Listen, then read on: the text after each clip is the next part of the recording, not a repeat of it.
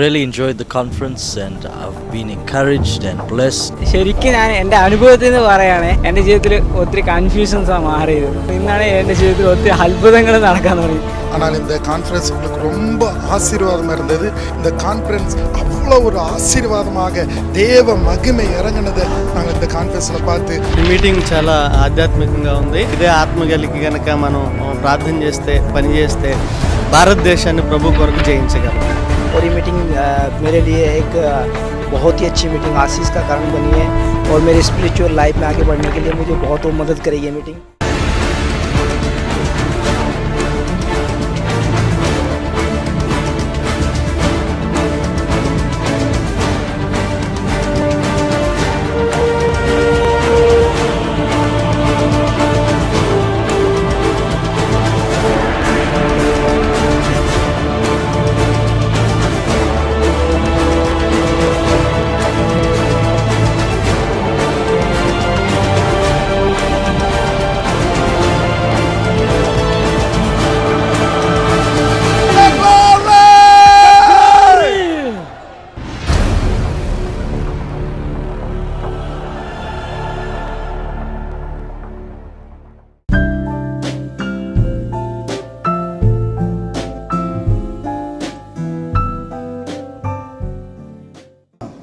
I praise God that each one of you are blessed. Please wave your hands and say thank you Jesus. Thank you. നിങ്ങൾ അനുഗ്രഹിക്കപ്പെട്ടുവെങ്കിൽ കർത്താവിന്റെ സന്നിധിയിൽ കരങ്ങൾ ഉയർത്തി നമുക്ക് കർത്താവിനെ സ്തുതിക്കാം.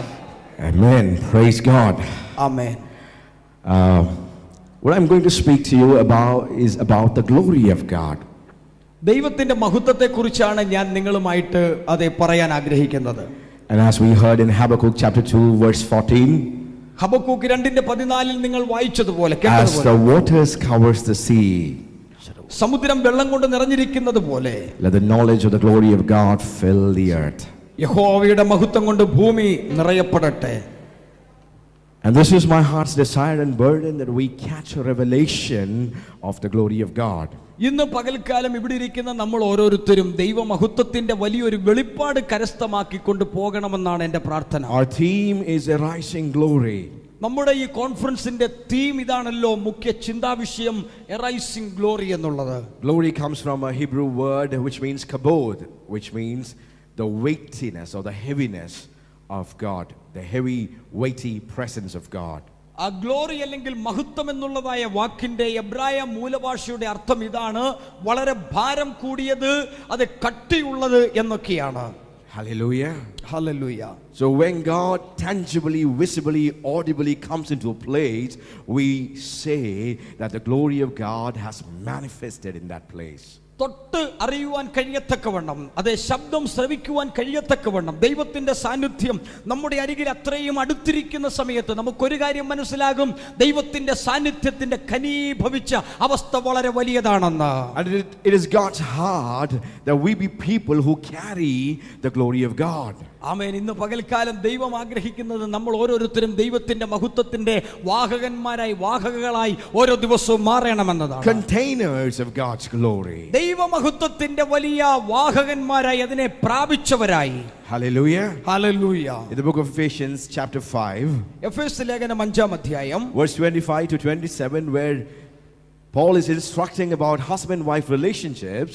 അവിടെ 5:25 മുതൽ 27 വരെയുള്ള വാക്യങ്ങളിൽ പൗലൂസ് അപ്പോസ്തലൻ ഓർപ്പിക്കുന്നത് ഭാര്യ ഭർത്താക്കന്മാർ തമ്മിലുള്ള ബന്ധത്തെക്കുറിച്ചാണ്. Husbands, love your wives.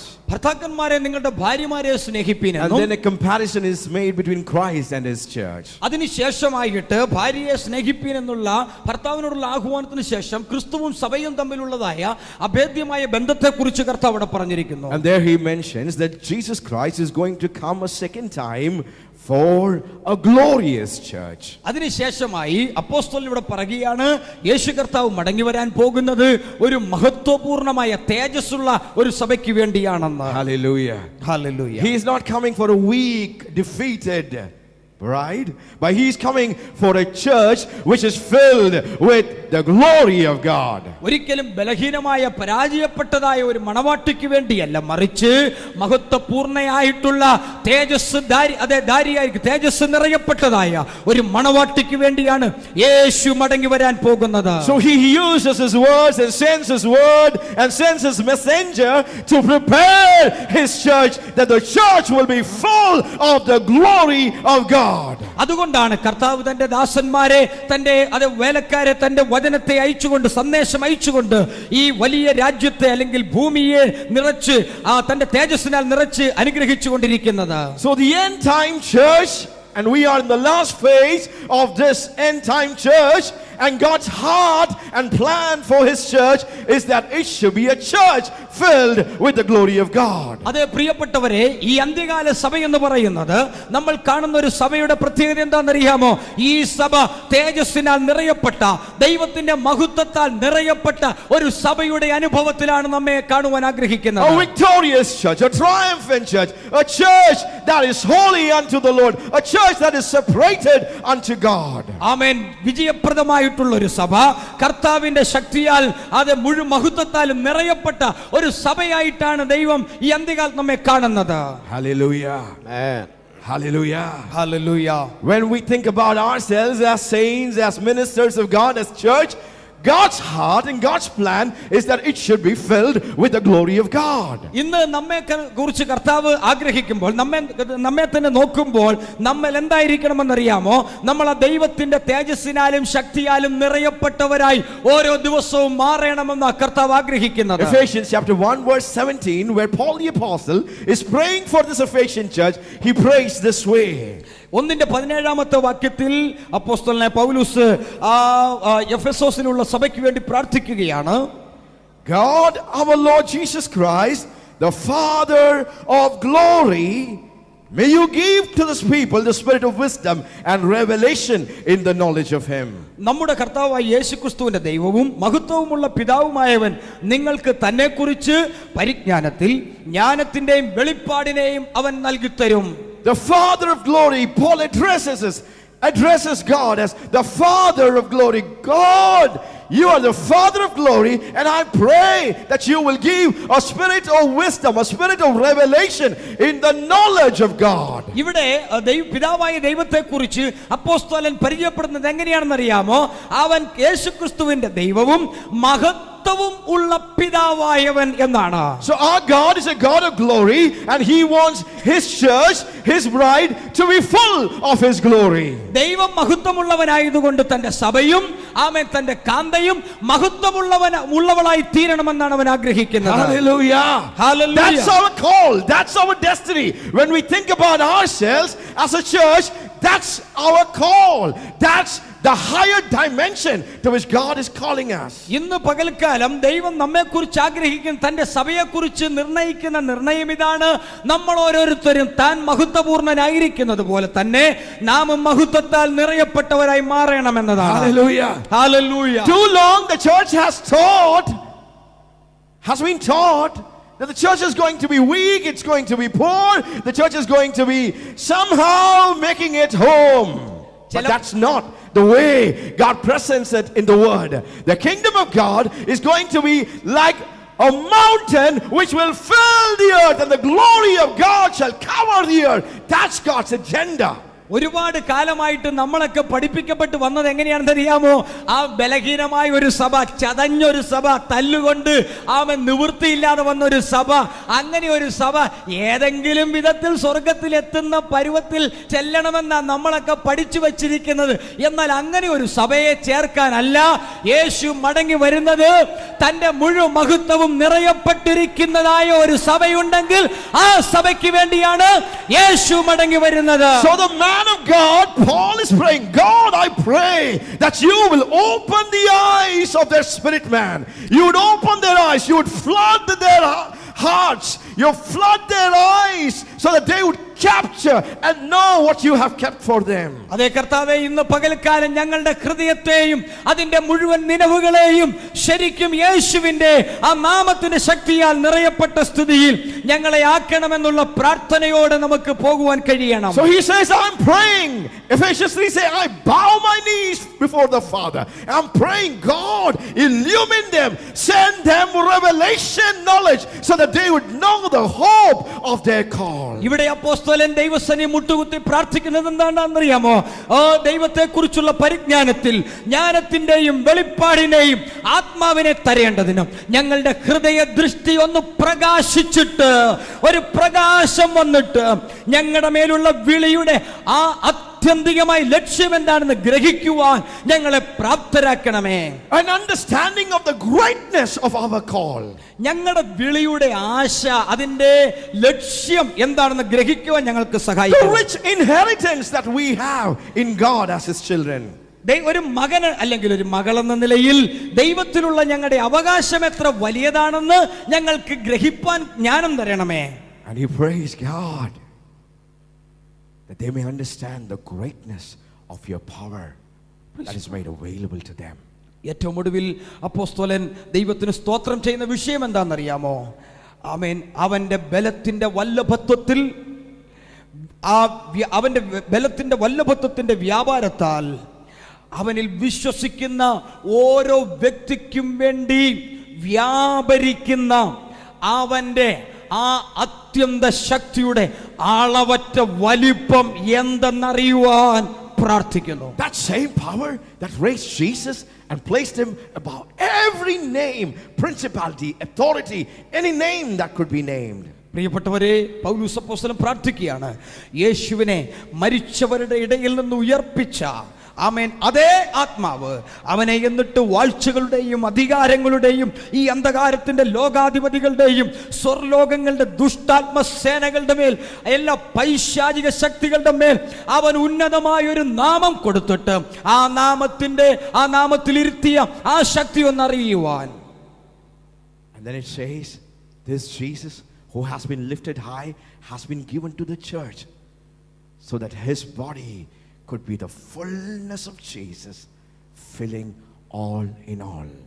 എല്ലാ വാഴ്ചയ്ക്കും അധികാരത്തിനും കർത്തൃത്വത്തിനും വിളിക്കപ്പെടുന്ന സകല നാമത്തിനും മേലായി ഉയർത്തിയ ആ യേശുവിനെ പിതാവായ ദൈവം തന്റെ സഭയ്ക്ക് നൽകി കൊടുത്തു.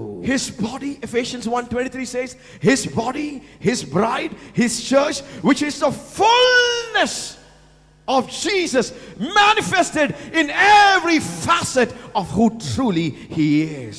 സർവത്തിനും മീതെ ആമേൻ തലയാക്കി എല്ലാറ്റിലും നിറയ്ക്കുന്നവന്റെ നിറവായിരിക്കുന്ന അവന്റെ ശരീരമായ സഭയ്ക്ക് യേശുവിനെ കൊടുക്കുകയും ചെയ്തിരിക്കുന്നു. Hallelujah. Hallelujah. Somebody shout hallelujah. Hallelujah. A church filled with the glory of God. നമ്മുടെ സഭ ദൈവത്തിന്റെ ക്രിസ്തുവിന്റെ മഹത്വത്താൽ നിറയണം. A church filled with the weighty presence of God. ദൈവത്തിന്റെ ആ സാന്നിധ്യത്തിന്റെ ശക്തിയാൽ ദൈവസഭ നിറയപ്പെടണം. Hallelujah. Hallelujah. Amen. Amen. In the Old Testament, many times the glory of God is mentioned or is described as a thick cloud. പഴയ നിയമം നമ്മൾ പരിശോധിച്ചാൽ നമുക്ക് മനസ്സിലാകുന്നത് ദൈവത്തിന്റെ തേജസ് എവിടെല്ലാം വെളിപ്പെടുത്തിയിട്ടുണ്ടോ അവിടെയെല്ലാം ഘനീഭവിക്കപ്പെട്ട നിലയിലുള്ള ഒരു സാന്നിധ്യത്തെയാണ് നമ്മൾ കാണുന്നത്. Exodus chapter 16. പുറപ്പാട് പുസ്തകം 16-ാം അധ്യായം. When God wanted to appear himself before the people of Israel, Israel ജനത്തിന്റെ മുമ്പിൽ തന്നെ വെളിപ്പെടുത്തുവാൻ വന്ന സമയം God spoke to Moses and said, "Get ready, my people. I'm going to appear before them." ആ കർത്താവ് മോശയോട് പറഞ്ഞു, മോശേ എന്റെ ജനത്തെ തയ്യാറാക്കുക, ഞാൻ അവരുടെ മുമ്പിൽ പ്രത്യക്ഷപ്പെടാൻ പോകുകയാണ്. Exodus chapter 19 verse 16 we read, "It came to pass on the third day that there was thunderings and lightnings and a thick cloud on the mountain, and there was a sound of the trumpet which was very loud, and the people in the camp trembled." പുറപ്പാട് 19-16 വാക്യത്തിൽ മൂന്നാം ദിവസം നേരം വെളുത്തപ്പോൾ ഇടിമുഴക്കവും മിന്നലും പർവ്വതത്തിൽ കാർമേഘവും മഹാഗംഭീരമായ കാഹളധ്വനിയും ഉണ്ടായി, പാളയത്തിലുള്ള ജനമെല്ലാം നടുങ്ങിയെന്ന് നാം വായിക്കുന്നു. Verse 18 reads, Mount Sinai was completely in smoke because the Lord descended upon it in fire, and the smoke ascended like the smoke of a furnace. 18-ാം വാക്യത്തിൽ നാം വായിക്കുന്നത് ഇങ്ങനെയാണ്: യഹോവ തീയിൽ സീനായി പർവ്വതത്തിൽ ഇറങ്ങുകയാൽ അത് മുഴുവനും പുക കൊണ്ട് മൂടി, അതിന്റെ പുക തീച്ചൂളയിലെ പുക പോലെ പൊങ്ങി, പർവ്വതമെല്ലാം ഏറ്റവും കുലുങ്ങി. Exodus chapter 24 verse 15 to 17 reads this way: Moses went up to the mountain and a cloud covered the mountain. 24-ാം അധ്യായത്തിന്റെ verse 15 മുതലുള്ള വാക്യങ്ങൾ നമ്മൾ വായിക്കുമ്പോൾ ആ പർവ്വതത്തിലൊരു മേഘം അതേ പർവ്വതത്തെ മൂടുവാനിടയായി. And now the glory of the Lord, verse 16 says, the glory of the Lord rested on Mount Sinai, and the cloud covered it 6 days, and on the 7th day God called Moses out of it. യഹോവയുടെ തേജസ്സ് സീനായി പർവ്വതത്തിൽ ആവസിച്ചു, മേഘം 6 ദിവസം പർവ്വതത്തെ മൂടിയിരുന്നു. 7-ാം ദിവസം മേഘത്തിന്റെ നടുവിൽ നിന്ന് അവൻ മോശയോട് വരുവാൻ പറഞ്ഞു. The sight of the glory of God was like a consuming fire on the top of mountain in the eyes of the children of Israel. 17-ാം വാക്യത്തിൽ യഹോവയുടെ തേജസ്സിന്റെ കാഴ്ച പർവ്വതത്തിന്റെ മുകളിൽ കത്തുന്ന തീ പോലെ ഇസ്രായേൽ മക്കൾക്ക് തോന്നി. So the glory of God manifested as thunderings, lightning, smoke, cloud, so that people could visibly and tangibly and audibly see that God was present in their midst. No one could mistake whether God was there or not. His glory filled the hill. His glory filled the people. പർവ്വതത്തിൽ വെളിപ്പെട്ടത് ദൈവത്തിന്റെ സാന്നിധ്യം തന്നെയാണെന്ന് ബോധ്യമാക്കത്തക്ക നിലയിൽ ദൈവത്തിന്റെ തേജസ്സും അവിടെ തീയിലും ഇടിമിന്നലിലും അതുപോലെ പുകയാലും എല്ലാം നിറയപ്പെട്ടിരുന്നത് കൊണ്ട് ഇസ്രായേൽ മക്കൾക്ക് കണ്ട കാഴ്ച ദൈവത്തിന്റെ സാന്നിധ്യം തന്നെയാണ് ഇറങ്ങുന്നതെന്ന് അവർക്ക് മനസ്സിലായി. What is the glory of God? എന്താണ് ദൈവത്തിന്റെ ഈ തേജസ്? It is the manifest presence of God, as if God himself comes down and manifests himself tangibly, audibly, visibly among his people. ദൈവത്തിന്റെ ജനത്തിന്റെ മുമ്പിൽ ദൈവത്തിന്റെ അത് തൊട്ട് ആ സ്പർശിക്കത്തക്ക നിലകളിൽ വെളിപ്പെടുന്നതായ ശബ്ദത്തിന്റെ നിലയിൽ അത് ദൈവത്തിന്റെ തേജസ് ഇറങ്ങി വരുന്ന ഒരു കാഴ്ചയായിരുന്നു ദൈവത്തിന്റെ മഹത്വം. In the book of 2 Chronicles chapter 5, 2 ദിനവൃത്താന്തങ്ങൾ 5-ാം അധ്യായത്തിൽ, when Solomon was getting ready to prepare the temple so that the temple could be dedicated as an important part, they had to carry the ark of the covenant into the most holy place. ഈ ശലോമോൻ രാജാവ് ദൈവത്തിന്റെ ആലയത്തെ പ്രതിഷ്ഠിക്കുവാനായിട്ട് തയ്യാറെടുക്കുന്ന സന്ദർഭത്തിൽ അവർ ദൈവത്തിന്റെ നിയമപ്പെട്ടകത്തെ ചുമന്നുകൊണ്ട് വരുന്ന സമയത്ത് അവർ ദൈവത്തിന്റെ സാന്നിധ്യത്തെ അനുഭവിക്കുന്ന വായിക്കുന്നു. After they had consecrated themselves and got themselves ready, the Levites picked the ark of the covenant and placed it in the most holy place. നമുക്കറിയാം, അവരെല്ലാവരും തയ്യാറെടുത്തതിന് ശേഷമായിട്ട് അവിടെ വന്നതായ ലേവ്യ പുരോഹിതന്മാർ അവർ ഓരോരുത്തരും തങ്ങളുടെ തോളിൽ ഈ നിയമപ്പെട്ടകം ചുമന്നുകൊണ്ട് അവർ ഏറ്റവും അകത്തെ അതേ ദൈവത്തിന്റെ തിരുനിവാസത്തിൽ കൊണ്ടുവന്ന് വെച്ചു. And they came out in verse 12 of 2 Chronicles chapter 5 reads, they were Levites, they were singers, Asaph, Heman, and many people, and they were all worshiping God. They were all praising God. They were all focused on God and gave glory and gave honor to God. And something happened as they ascribed greatness to God. 5-12 വാക്യത്തിൽ ആസാഫും ഹേമാനും യദുദൂതനും തുടങ്ങിയതായ അനേക ദൈവത്തിന്റെ ദാസന്മാർ അവർ സംഗീതക്കാരായി എല്ലാവരും കൂടെ ഒരുമിച്ച് നിന്ന് കാഹളമൂതി കർത്താവിന്റെ നാമത്തെ സ്തുതിച്ചുകൊണ്ടിരുന്നപ്പോൾ അവർക്ക് ഒരിക്കലും ചിന്തിക്കാൻ കഴിയാത്ത ഒരു കാര്യം അവിടെ സംഭവിച്ചു. And they were crying out, they were exalting the name of God, and they were saying that God, you are good, for he is good and his mercy endures forever. Repeatedly they would sing and worship God. I would say, God, you are good and your mercy endures forever. Worship and intercession flowed out to the throne room of God. Hallelujah. And something happened from heaven down on earth. ആമേൻ. യഹോവ നല്ലവനല്ലോ, അവന്റെ ദയ എന്നേക്കുമുള്ളത് എന്ന് ഏക സ്വരമായി അവർ അത്യുച്ചത്തിൽ യഹോവയെ പാടി സ്തുതിച്ചപ്പോൾ ദൈവത്തിന്റെ ആ ആലയമായ മന്ദിരത്തിൽ ഒരു മേഘം വന്ന് മൂടുവാനിടയായി തീർന്നു. The house of the Lord was filled with the cloud of God. അവിടെ നമ്മൾ വായിക്കുന്നത് എന്താണെന്നറിയാമോ? യഹോവയുടെ തേജസ് ദൈവത്തിന്റെ ആലയത്തിൽ നിറയുവാൻ ഇടയായി തീർന്നു. So the ministers could not stand there under the weighty, heavy presence, the thick cloud and smoke of God. They were fell prostrate before God because God was there in that place. ദൈവത്തിന്റെ സാന്നിധ്യം ദൈവാലയത്തിൽ നിറഞ്ഞിരുന്നതുകൊണ്ട് അവിടെ ശുശ്രൂഷ ചെയ്യുന്ന പുരോഹിതന്മാർക്ക് അതിനുള്ളിൽ നിൽക്കുവാൻ കഴിയാതെ വണ്ണം അത്ര നിലയിൽ ഘനീഭവിച്ച ദൈവ സാന്നിധ്യമാണ് പകരപ്പെട്ടത്. 2 Chronicles 7:2, again on the dedication day when Solomon lifted up his heart and opened up to God and made his prayer, heavens opened and once again we see the glory of the Lord filling the temple. വീണ്ടും 7-ാമത്തെ അധ്യായത്തിൽ നമ്മൾ വായിക്കുന്നത് എന്താണെന്നറിയാമോ? ശലോമോൻ രാജാവ് ദൈവത്തിന്റെ ആലയം പ്രതിഷ്ഠിക്കുന്ന സമയത്തിൽ അവർ ഏകസ്വരമാർ ഉച്ചത്തിൽ ദൈവത്തിന്റെ സന്നിധിയിൽ അത് സ്തുതിച്ച് പാടിയപ്പോൾ ദൈവത്തിന്റെ സാന്നിധ്യം വീണ്ടും ദൈവാലയത്തെ നിറയ്ക്കുവാനിടയായി. 2 Chronicles 5, worship, praise, exaltation of God opened the heavens and the glory of God came in a manifest way.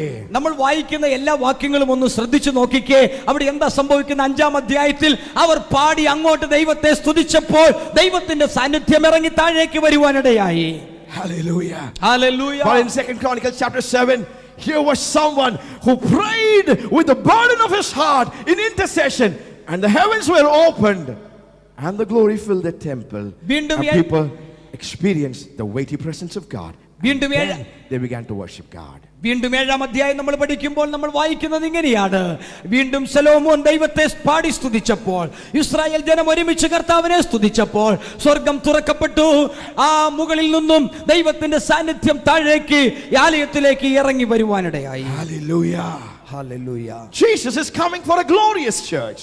ആമേൻ. നമ്മുടെ കർത്താവ് വരാൻ പോകുന്നത് മഹത്വപൂർണമായ ഒരു സഭയ്ക്ക് A വേണ്ടിയാണ്. church filled with the glory of God, the weighty presence of God. ദൈവത്തിന്റെ സാന്നിധ്യത്താൽ നിറയപ്പെട്ടതായ ഒരു സഭയ്ക്ക് വേണ്ടിയിട്ടാണ് യേശു മടങ്ങി വരാൻ പോകുന്നത്. 2 Chronicles 5, it was worship that ascended. 2 Chronicles 7, it was prayer that ascended. There was a mixture of worship and intercession that opened the heavens and the tangible glory of God descending on the temple. 5-ാം അധ്യായത്തിൽ സ്തുതിയും ആരാധനയും മുകളിലേക്ക് പോയപ്പോൾ, 7-ാം അധ്യായത്തിൽ ശലോമോൻ പ്രാർത്ഥിച്ചപ്പോൾ ആ പ്രാർത്ഥന മുകളിലേക്ക് പോയപ്പോൾ സ്വർഗ്ഗ കവാടങ്ങൾ തുറന്നു. ദൈവത്തിന്റെ സാന്നിധ്യം തേജസ് മന്ദിരത്തിലേക്ക് ഇറങ്ങി വരികയുണ്ടായി. How can the church experience the glory of God and walk into rising glory? ഇന്ന് പകൽക്കാലം ദൈവസഭയ്ക്ക് ഏതു വിധത്തിൽ എപ്രകാരം അതെ ഈ മഹത്വത്തിലേക്ക് പ്രവേശിപ്പാൻ കഴിയുമെന്നറിയാമോ? We have a glimpse of it that we see here. Praise, worship and intercession flowing mingle as it was in the days of David, who was a man after God. ദൈവത്തിന്റെ ഹൃദയപ്രകാരം എന്ന് വിളിക്കപ്പെടുന്നതായ ദാവീദിന്റെ കാലത്തിൽ എന്തു സംഭവിച്ചുവോ ആ നിലയിലുള്ളതായ കാര്യങ്ങൾ ഇന്നും ആധുനിക സഭയിൽ നടക്കാമെങ്കിൽ ദൈവത്തിന്റെ സാന്നിധ്യത്തെ നമുക്ക് മുകളിൽ നിന്ന് കൊണ്ടുവരുവാൻ കഴിയും. 70 years Saul the king was happy. The temple was there. The presence was not there. But he was happy just having the temple. The Ark of the Covenant, which represented the presence of God, was down there with the Philistines. But Saul didn't bother about the tangible presence of God. The needs of the people of Israel were met and he was happy. ഇന്ന് പകൽക്കാലം ഓർപ്പിക്കട്ടെ, ശൗൽ രാജാവ് താൻ രാജസ്ഥാനത്തിൽ എത്തിക്കഴിഞ്ഞപ്പോൾ ആമേൻ യഹോവയുടെ നിയമപ്പെട്ടകം അവിടെ ഇല്ലായിരുന്നത് ഫെലിസ്ത്യരുടെ നാട്ടിലായിരുന്നു. പക്ഷേ തന്റെ ശുശ്രൂഷയുടെ തന്റെ ഭരണത്തിന്റെ ആദ്യത്തെ കാലഘട്ടം അവൻ വളരെ സന്തോഷവാനായിരുന്നു. കാരണം ജനത്തിന്റെ ആവശ്യങ്ങളെല്ലാം നടക്കുന്നുണ്ടല്ലോ, ജനത്തിന്റെ ആവശ്യങ്ങൾ സന്ധിക്കപ്പെടുന്നുണ്ടല്ലോ. അതിൽ അതെ ശൗൽ രാജാവ് സന്തുഷ്ടനായിരുന്നു. But when David became king, the first thing that he did was to go after the presence of God and bring back the Ark of the Covenant. And for a season, we know, for around 40 years, he brought the Ark of the Covenant and placed it in what is called as the Tabernacle of David. എന്നാൽ നമ്മൾ ദാവീദിന്റെ കാലത്ത് വരുമ്പോൾ നമ്മൾ കാണുന്നത് എന്താണെന്നറിയാമോ? ദാവീദ് രാജാവായി കഴിഞ്ഞപ്പോൾ താൻ ചെയ്ത ഒന്നാമത്തെ കാര്യം, ഫിലിസ്ത്യരുടെ അതേ പെട്ടകം ഇരുന്ന സ്ഥലത്ത് നിന്ന് അവൻ യഹോവയ്ക്ക് വേണ്ടി ഒരു കൂടാരമുണ്ടാക്കിയിട്ട് ദാവീദിന്റെ കൂടാരം എന്ന് പറയുന്ന സ്ഥലത്തേക്ക് ആ പെട്ടകത്തെ കൊണ്ടുവരിക എന്ന ശുശ്രൂഷയാണ് ആദ്യം ദാവീദ് ചെയ്ത കാര്യം. In Moses' tabernacle, there were compartments. From the outer court to the holy place to the most holy place. In the tabernacle of David, it was open entry into the very presence of God. നമുക്കറിയാം മോശയുടെ ആ സമാഗമന കൂടാരത്തിൽ 3 അതേ ഭാഗമായിട്ടായിരുന്നു. പ്രാകാരം, വിശുദ്ധ സ്ഥലം, അതിവിശുദ്ധ സ്ഥലം. എന്നാൽ ദാവീദിന്റെ കൂടാരത്തിൽ അത് 3 ഘട്ടമായിട്ടല്ല, 3 സെഷനായിട്ടല്ലായിരുന്നു, ഒരു ഒറ്റ ഹോളായിട്ട് ഒരുമിച്ച് കിടക്കുന്ന സ്ഥലമായിരുന്നു. And David and his people would enter into the presence of God. there was worship and praise and adoration, thanksgiving, intercession, prophetic revelations. And David ruled his physical kingdom by everything that he obtained in the days, in the time spent in the tabernacle, which was the presence of God manifestly. ദാവീദിന്റെ കാലത്ത് ജനം എവിടുന്നാണ് തങ്ങളുടെ ആവശ്യങ്ങൾ നിറവേറ്റപ്പെട്ടത്? ദാവീദിന്റെ കൂടാരത്തിൽ വെളിപ്പെട്ടതായ ദൈവസാന്നിധ്യം, പെട്ടകത്തിൽ വെളിപ്പെട്ടതായ ദൈവസാന്നിധ്യത്തിലേക്ക് ജനം കടന്നു ചെന്ന് അവിടെ നിന്നും ദൈവത്തിന്റെ സന്നിധിയിൽ നിന്നും അവർ തങ്ങളുടെ ആവശ്യങ്ങൾ നിറവേറ്റുവാനിടയായി തീർന്നു. The Davidic kingdom is a type of the kingdom of God. And in the physical kingdom, David ruled by revelation, by wisdom, by insight, by whatever he obtained from God in the meeting and encountering presence in the tabernacle of David. ദാവീദിന്റെ കാലമായിരുന്നു അതേ ഭരണത്തിന്റെ ഏറ്റവും സുവർണമായ കാലഘട്ടം എന്ന് പറയുന്നത്. അവിടെ ദാവീദ് എന്താണ് ദൈവത്തിൽ നിന്നും വെളിപ്പാടുകൾ ജ്ഞാനം പ്രാപിച്ച് ജനത്തെ ഭരിക്കുവാനിടയായി തീർന്നു. ജനത്തിന്റെ ആവശ്യങ്ങൾക്ക് വേണ്ടി ദാവീദ് അതേ ആശ്രയം വെച്ചിരുന്നത് ഈ പെട്ടകത്തിന്റെ മുമ്പിലായിരുന്നു. 24/7 there was praise, worship, adoration, and there was intercession that was going to the throne room of God. ദൈവത്തിന്റെ സന്നിധിയിൽ 24 മണിക്കൂറും ദിവസത്തിന്റെ 7 ആഴ്ചയുടെ 7 ദിവസവും 24 മണിക്കൂറും ദൈവസന്നിധിയിലേക്ക് ദൈവസിംഹാസനത്തിന്റെ മുമ്പിലേക്ക് സ്തുതിയും ആരാധനയും ഉയർന്നുകൊണ്ടിരുന്നു. David received some mighty revelation. A man who lived 1,000 years before Jesus Christ received messianic revelation. He saw Jesus on the cross and he brought out prophetic revelations about what was to happen in the Messiah. നമുക്കറിയാം ദാവീദിനെ പോലൊരു മനുഷ്യൻ വെളിപ്പാടിൽ ജീവിച്ച മനുഷ്യനാണ്. യേശു ക്രിസ്തുവിന് 1000 വർഷങ്ങൾക്ക് മുമ്പ് ജീവിച്ചിരുന്നവൻ. യേശുവിന്റെ ക്രൂശീകരണവും അവന്റെ മശിഹയായിട്ടുള്ള അവന്റെ വാഴ്ചയെയും അവൻ വെളിപ്പാടിനാൽ കണ്ട ഒരു ദൈവഭക്തനായിരുന്നു. In the book of Acts chapter 15 it says, after this time I will rebuild the tabernacle of David. പ്രവൃത്തികളുടെ പുസ്തകം 15-ാം അധ്യായത്തിൽ നമ്മൾ കാണുന്നുണ്ട്, ദാവീദിന്റെ വീണുപോയ കൂടാരത്തെ ഞാൻ വീണ്ടും എഴുന്നേൽപ്പിക്കും. I will raise it from its ruins.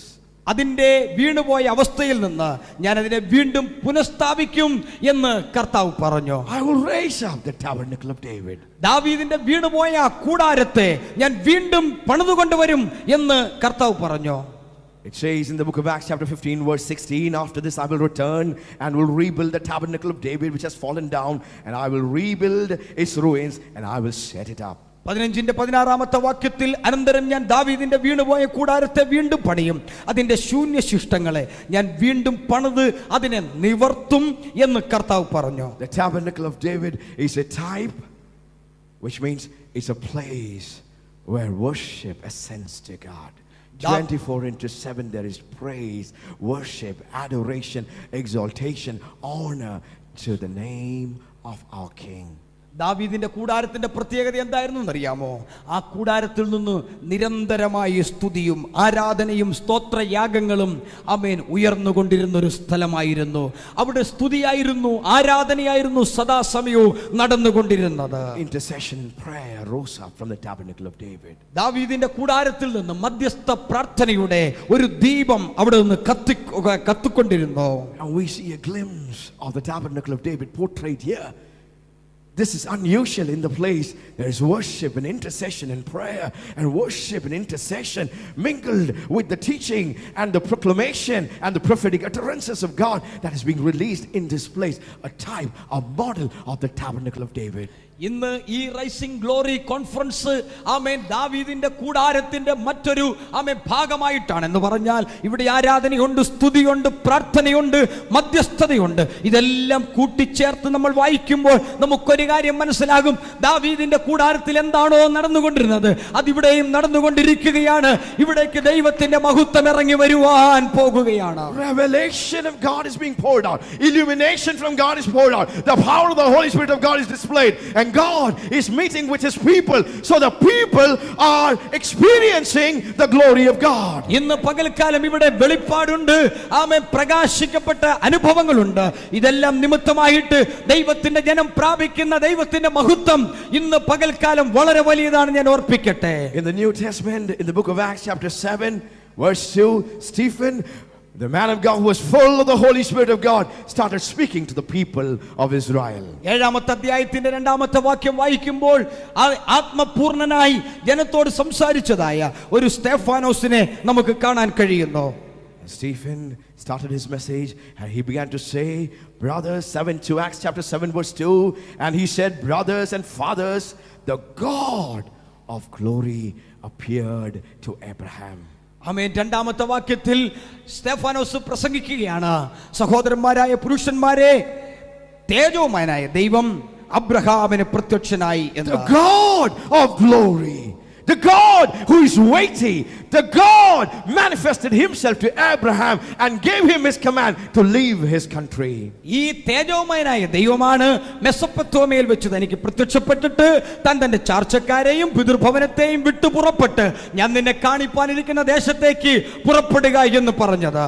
In Acts chapter 7 verse 54 to 57, as we read, we begin to say what Stephen was preaching cut the hearts of people. It pierced the heart and they became very much condemning and they gathered against him.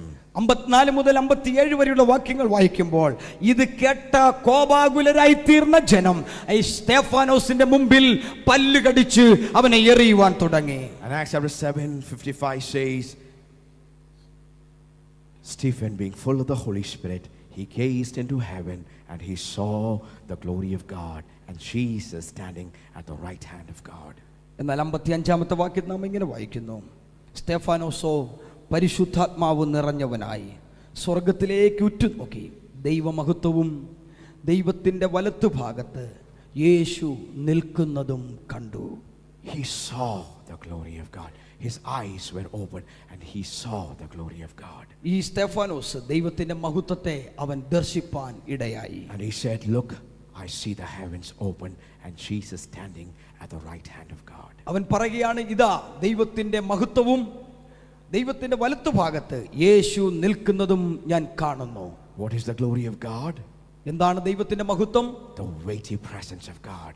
ദൈവത്തിന്റെ ഘനീഭവിക്കപ്പെട്ട ആ തേജസ്, The manifest presence of God. വെളിപ്പെടുത്തപ്പെട്ട ദൈവത്തിന്റെ സാന്നിധ്യം. God coming and displaying himself who he is, the thick cloud of God, the smoke of God, and God coming and revealing, I am here in your midst.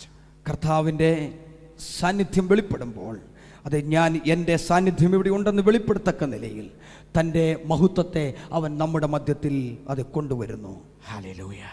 Hallelujah. The book of Hebrews chapter 2 verse 8 to 9, 8 to 10, it says, Jesus, by the grace of God, died for us so that he could raise up many sons of glory. എബ്രായ ലേഖനം 2-ാം അധ്യായത്തിന്റെ 8 മുതൽ 10 വരെയുള്ള വാക്യങ്ങൾ നമ്മൾ വായിക്കുമ്പോൾ ആമേൻ, അവൻ ആരായി തീർന്നറിയാമോ? നമുക്ക് വേണ്ടി അവൻ താണ ഭൂമിയിലേക്ക് ഇറങ്ങി വന്നു ദൈവത്തിന്റെ മക്കളായി തീരുവാൻ തക്കവണ്ണം അവൻ നമുക്കായി തീർന്നു. By the grace of God, Jesus died for us so that he could bring into existence many sons of glory. യേശു തൻ്റെ കൃപയാൽ ഈ ലോകത്തിലേക്ക് ഇറങ്ങി വന്ന് അവൻ താണ ഭൂമിയിൽ ആ ക്രൂശിൽ മരിച്ചതുകൊണ്ട് അനേക പുത്രന്മാരെ ദൈവത്തിനായി അതെ നിയമിപ്പാൻ അവന് കഴിഞ്ഞു. The glorious sons of God. എങ്ങനെയുള്ള പുത്രന്മാരെയാണ് യേശു ജനിപ്പിച്ചത്? മഹത്വപൂർണമായ പുത്രന്മാരെ. The sons and daughters of God filled with the weighty presence of God. ദൈവത്തിന്റെ സാന്നിധ്യത്താൽ നിറയപ്പെട്ടതായ ദൈവത്തിന്റെ പുത്രന്മാരെ. We saw in the Old Testament when the presence of God, the weighty presence, the glory of God came, the priest could not stand and minister because the weight was too heavy. The atmosphere changed. പഴയ നിയമത്തിൽ ദൈവത്തിന്റെ സാന്നിധ്യം ഇറങ്ങി വന്ന സ്ഥലത്ത് പുരോഹിതന്മാർക്ക് ശുശ്രൂഷ ചെയ്യുവാൻ അവിടെ നിൽക്കുവാൻ കഴിഞ്ഞില്ല എന്ന് വായിക്കുന്നു. The kingdom of God is about his glory. ദൈവത്തിന്റെ രാജ്യമാണ് അവന്റെ മഹത്വം എന്ന് പറയുന്നത്. In his temple everything cries glory. ആമേൻ. അവന്റെ മന്ദിരത്തിൽ എല്ലാം ക്രിസ്തു ക്രിസ്തു ക്രിസ്തു എന്ന് ചൊല്ലുന്നു. In the kingdom, this is God's heart for you and me, that we be people individually and corporately, who carry the tangible, visible, audible presence of God, which is the glory of God. അവന്റെ സഭയിൽ വ്യക്തിപരമായിട്ടും സമൂഹപരമായിട്ടും നാം ഓരോരുത്തരുമാണ് തന്റെ ഈ തേജസ്സിന്റെ മഹിമയെ വഹിച്ചുകൊണ്ട് അത് പോകുന്ന വാഹകന്മാർ. Hallelujah. Hallelujah. Hallelujah. Hallelujah. In the Old Testament, the glory of God dwelled in the most holy place. നമുക്കറിയാം, പഴയ നിയമത്തിൽ അതിപരിശുദ്ധ സ്ഥലത്ത് മാത്രം ഒതുങ്ങി നിന്നതായ ഒരു ദൈവത്തിന്റെ മഹത്വമാണ് അവിടെ ഉണ്ടായിരുന്നത്. But in the New Testament, we begin to see that we are the temple of God, and church corporately is the temple of God, and it is God's heart and desire that He descends into the church in His manifest glory. എന്നാൽ ഈ പുതിയ നിയമസഭാ കാലഘട്ടത്തിൽ നാം ഓരോരുത്തരും വ്യക്തിപരമായും സമൂഹപരമായിട്ടും ക്രിസ്തുവിന്റെ തേജസ്സിന്റെ മഹത്വത്തെ അതെ വഹിക്കുന്ന വാഹകന്മാരായി നമ്മെ കർത്താവ് മാറ്റിയിരിക്കുന്നു. Hallelujah. Moses, the man of God, was a man who was hungry after God. He had seen God's great hand delivering people from the bondage of Pharaoh. ഫറവോന്റെ അടിമത്തത്തിൽ നിന്നും അതെ തന്റെ ജനത്തെ ഇസ്രായേലിനെ വിടുവിക്കുവാൻ വേണ്ടി ദൈവത്താൽ തിരഞ്ഞെടുക്കപ്പെട്ട ദൈവത്തിന് വേണ്ടി മാത്രം ഹൃദയമുണ്ടായിരുന്ന ഒരു മനുഷ്യനായിരുന്നു മോശെ എന്ന് പറയുന്നത്. He knew the God of compassion. He knew the God of mercy. He knew the God of signs and wonders and miracles and power. And after seeing many indescribable things through his own hands, his passion and hunger was not quenched. In Exodus chapter 33, he says, God, if you're pleased with me, if I have found favor with you, I ask you, God, I want to see your glory. മനസ്സലിവും ശക്തിയും അതേ കാരുണ്യം നിറഞ്ഞതായ ആ ദൈവത്തിന്റെ സന്നിധിയിൽ പോയതായ മോശ ദൈവത്തോടൊരു കാര്യമാണ് ആ പുറപ്പാട് പുസ്തകം 33-ാം അധ്യായത്തിൽ താൻ ആവശ്യപ്പെട്ടത്. കർത്താവേ, നിന്റെ തേജസ്സിനെ എന്നെ ഒന്ന് കാണിക്കണമേ എന്ന് പറഞ്ഞ് താൻ പ്രാർത്ഥിച്ചപ്പോൾ മോശയോട് ദൈവത്തിന്റെ കാരുണ്യം വെളിപ്പെടുത്തി. Hallelujah.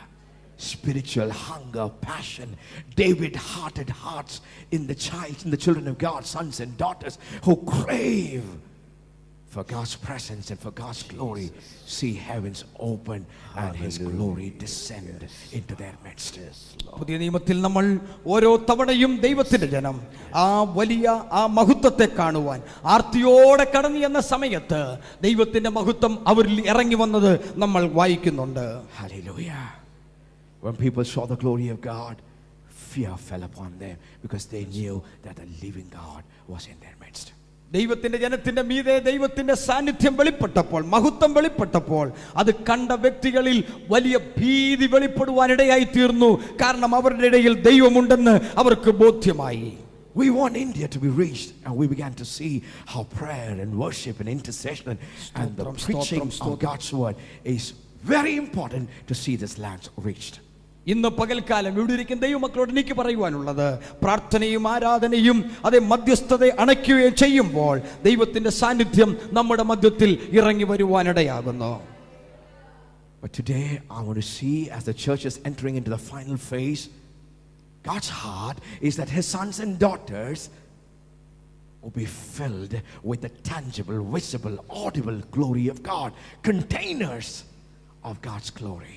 കാണാനും കേൾക്കാനും കഴിയത്തക്കവണ്ണമുള്ള തൊട്ട് അത് സ്പർശിക്കുവാൻ കഴിയത്തക്ക നിലയിലുള്ള ദൈവത്തിന്റെ സാന്നിധ്യമാണ് ഈ അന്ത്യകാലത്ത് വെളിപ്പെട്ടിരിക്കുന്ന ദൈവത്തിന്റെ സഭയിൽ ആമേൻ നമ്മുടെ ഓരോരുത്തരുടെ മേലും കർത്താവ് പകർന്നുകൊണ്ടിരിക്കുന്നത്. Times of revival have been times of the manifest presence of God, when the glory of God came down and no one could withstand God's presence in that place. ഈ ദിവസങ്ങളിൽ മാത്രമല്ല, കഴിഞ്ഞ കാലങ്ങളിൽ ദൈവത്തിന്റെ തേജസ്സിനെ ആഗ്രഹിച്ചതായ തന്റെ ഭക്തന്മാരുടെ നടുവിൽ അതേ അവൻ വെളിപ്പെട്ട് കഴിഞ്ഞപ്പോൾ ശുശ്രൂഷ ചെയ്യുവാൻ പുരോഹിതന്മാർക്ക് നിൽപ്പാൻ കഴിയാതെ വണ്ണമുള്ള സാന്നിധ്യമാണ് അവർക്ക് അനുഭവിപ്പാൻ ഇടയായതെങ്കിൽ, what happened? What took years of labor and hard work, in the midst of the revelation of the glory of God, it was wildfire under John Wesley, under Jonathan Edwards, under George Whitefield. Wildfire, because glory of God and the unction of God was released. Revivals after revivals show to us that the manifest glory of God tears open and open the heavens. ഒരു കാര്യം ഞാൻ ഓർപ്പിക്കട്ടെ, ദൈവത്തിന്റെ സാന്നിധ്യം ആവശ്യപ്പെട്ടതായ നിരവധി ഭക്തന്മാർ ഈ പുതിയ നിയമ കാലഘട്ടത്തിൽ എഴുന്നേറ്റിട്ടുണ്ട്. ജോൺ വെസ്ലിയെ പോലെ, ജോനത്താൻ എഡ്വേർഡിനെ പോലുള്ളതായ ദൈവത്തിന്റെ ഭൃത്യന്മാർ എഴുന്നേറ്റ് വന്ന് അവർ വലിയ ഉണർവിന് വേണ്ടി പ്രാർത്ഥിച്ച സമയങ്ങളിൽ ദൈവത്തിന്റെ സാന്നിധ്യം അവരിൽ പകർന്നത് നമ്മൾ കണ്ടിട്ടുണ്ട്. Finney would walk into villages and the conviction of sin would fall into people because there was a glory dimension that was opened in his life, and as a result, hallelujah, people knew that there was a living God and people took notice. പുതിയ നിയമ കാലഘട്ടത്തിൽ തന്നെ നടന്നിട്ടുള്ള അനവധി കാര്യങ്ങൾ എനിക്ക് പറയുവാൻ കഴിയും. ഫിന്നി, അതെ നമുക്കറിയാം, ഫിന്നി നടന്ന സമയത്ത് എന്താ സംഭവിച്ചത്? ഗ്രാമത്തിൽ കൂടെ നടക്കുമ്പോൾ വലിയ പാപികളുടെ ഉള്ളിൽ വലിയ മാനസാന്തരത്തിന്റെ കുറ്റബോധം നിറഞ്ഞിട്ട് അവർ ദൈവത്തിന്റെ ആലോചനയ്ക്ക് വേണ്ടി, ദൈവത്തിന്റെ സാന്നിധ്യത്തിന് വേണ്ടി കരഞ്ഞ് നിലവിളിച്ച അനുഭവങ്ങളുണ്ട്. We saw one John Wesley shaking nations.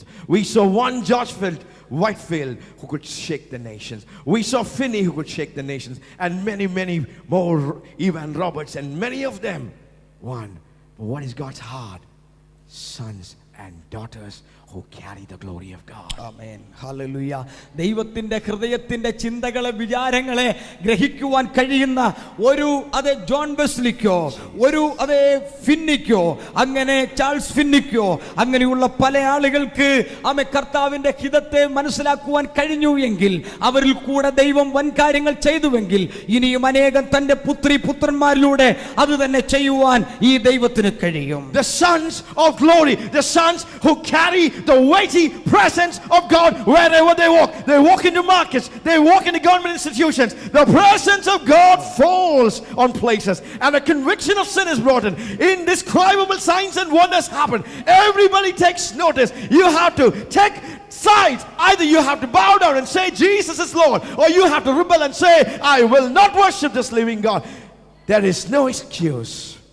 ഇന്ന് പകൽക്കാലം എനിക്ക് ഓർപ്പിക്കുവാൻ കഴിയുന്നത്, കർത്താവിന്റെ മഹത്വത്താൽ നമ്മൾ ഒന്ന് നിറയപ്പെടാമെങ്കിൽ, നാം പോകുന്ന ഇടങ്ങളിൽ, അത് ചന്തസ്ഥലത്തായിരിക്കാം, നമ്മൾ പോകുന്ന ജോലിയിടങ്ങളിലായിരിക്കാം, അവിടെയെല്ലാം ജനം മാനസാന്തരത്തിലേക്ക് നയിക്കപ്പെട്ട് ആമേൻ എനിക്ക് രക്ഷകനെ കാണണമെന്നുള്ള ചിന്തയോടെ ആളുകൾ നമ്മുടെ അടുക്കലേക്ക് വരുന്ന നിലയിലുള്ള ഒരു വലിയ ദൈവത്തിന് തേജസ്സിനെ വഹിക്കുന്ന വാഹകന്മാരായി ദൈവം നമ്മെ തീർക്കുവാൻ ഈ കാലഘട്ടത്തിലും ആഗ്രഹിക്കുന്നു. The book of 2 Corinthians chapter 3 and verse 5 onwards, shortage of time, don't want to go into those details, but it says there is a comparison between the Old Testament and the New Testament, the Old Covenant and the New Covenant, and Paul is saying to the Corinthian church, we are in the New Covenant, we are in a place where we have a higher dimension of promises that is available. Under the law in which Moses was the mediator, we saw something wonderful.